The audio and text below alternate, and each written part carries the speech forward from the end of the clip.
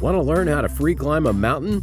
Gage thought we should give it a try, and that's how this thing works. So Gage, we headed to Cave Bouldering Gym in Kansas City to take a lesson from the pros. We are here with Connor Link. This is the Cave Bouldering Gym, is that correct? It sure is. Saying that right? Yeah, you are. He is going to teach us to climb today, something neither of us have ever done, so I think you're gonna have your work cut out for you. Sounds good. All right, let's do it. Let's do this. Sorry, Gage, we're not actually going to climb a mountain because as bad as we've been so far at everything you guys have suggested we do, if we're bad at free climbing mountains, well, you know. I know. And in real life, you really only got one shot at that, because once you're dead, You're dead. is my understanding. First, a quick lesson in lingo. While climbing, according to Connor, it's important not to reptar. I call it reptarring.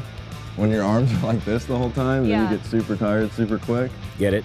Next, prior to attacking that wall, you have to ghost it. It looks very strange and kind of awkward, but it really does help you get Plan into it that. out. Yeah, it helps you get into the mindset.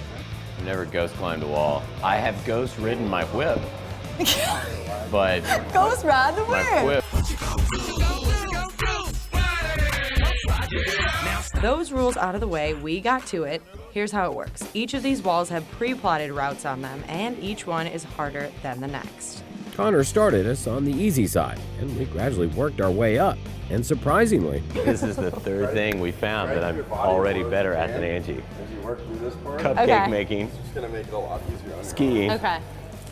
and climbing a wall.